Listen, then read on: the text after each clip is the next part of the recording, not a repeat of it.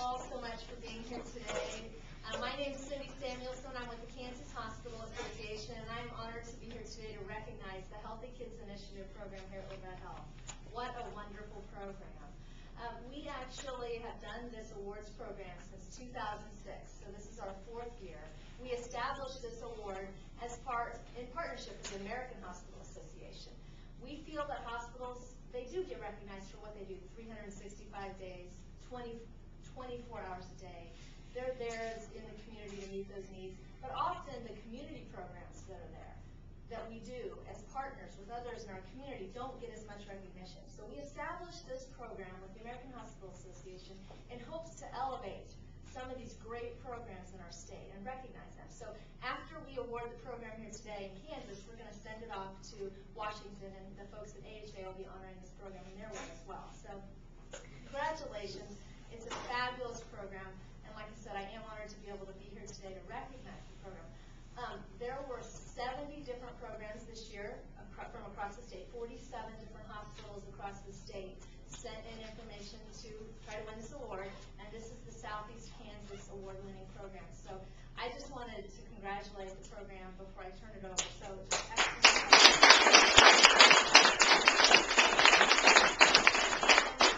We have a number of folks to highlight some of the great things that's going on with the Healthy Kids Initiative. So to start it off, I will turn it over to Tom Macaronis. Tom is in the back, and if you can come up and tell us about the program and turn it over to others to tell us more, that would be great. Tom.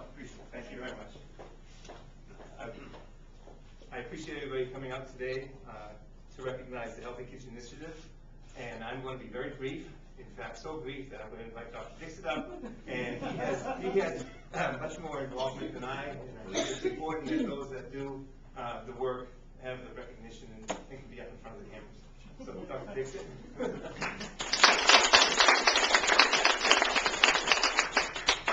Thank you for coming out today. I wish to thank the Kansas Hospital Association for recognizing our effort at the community level. This is a small piece of a big puzzle which we are trying to address here at the community level.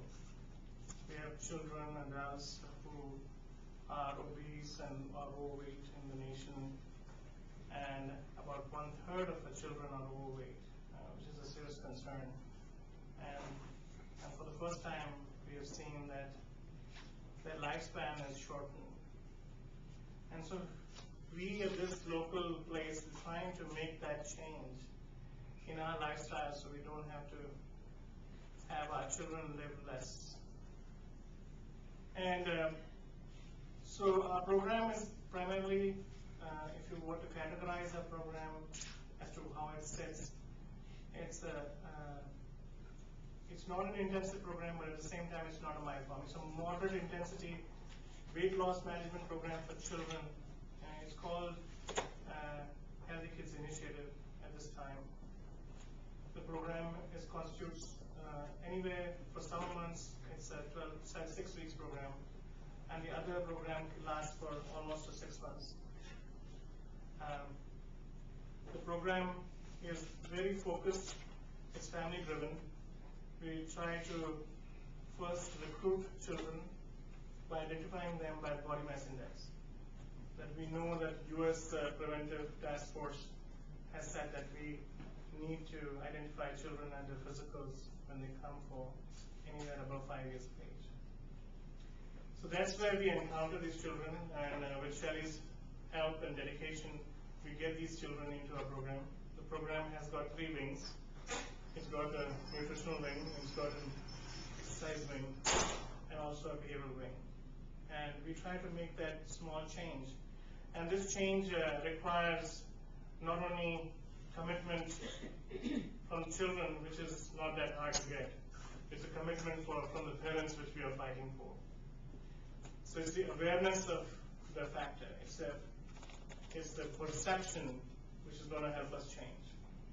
Once parents change the perception, then children will automatically change the perception.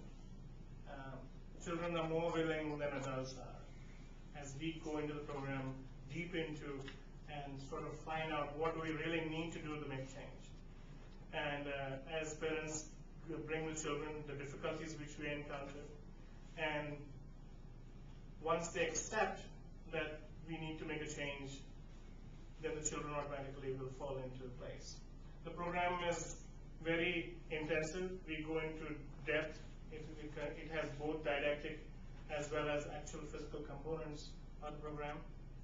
We have nutritionist, Renu is with us, and the exercise component is helped by Shelly primarily. And the core, which is our adult center, helps us in this goal too. So as we go along in this path, we have a sort of a goal where we can convince children to get them within their body mass index below 85% down. We want to train them to eat healthy. We want to train them to be physically active. In past and generations where we hunted to get food, the food is readily available.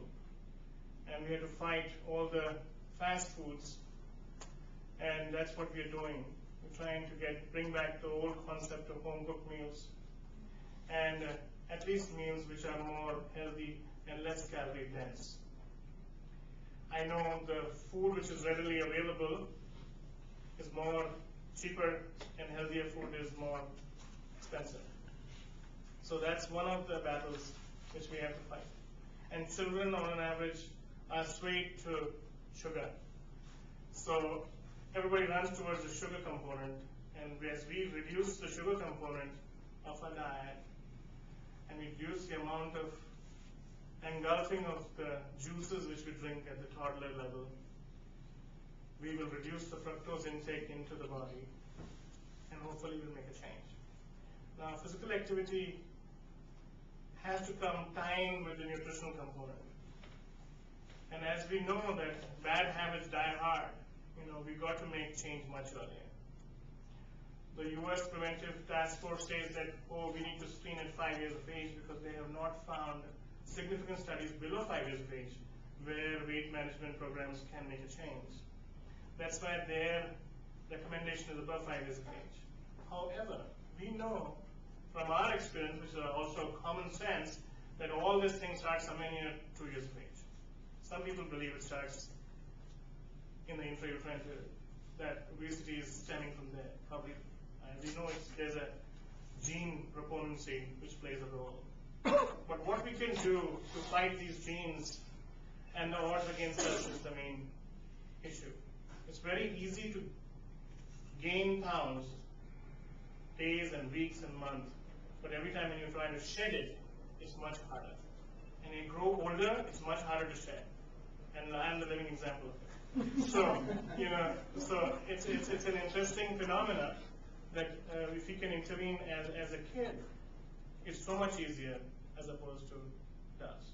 Now, I want to tell you certain important aspects of our program, which is the key component. Shelly is very ingrained into it. She knows ins and outs of our program. We have a lot of volunteer help. The hospital is very supportive of this program. It falls under the umbrella of our Rector's Diabetes Center. And we want to thank again to Rectors for making this alive. And this, if we were not, without their generous help, I don't think so we would be in this position at this time. But I want to cut short my conversation, but I want to tell you that this is something is great honor, and I want to wish to thank the Cancer Hospital Association again for such a wonderful award. And we have a long way to go in this, and it's a big stride, because there's with all the laurels and all the glory you get from such programs, we have to struggle with day-to-day frustrations of the program, our compliance of the program, convincing the parents to come, and to keep them in the program.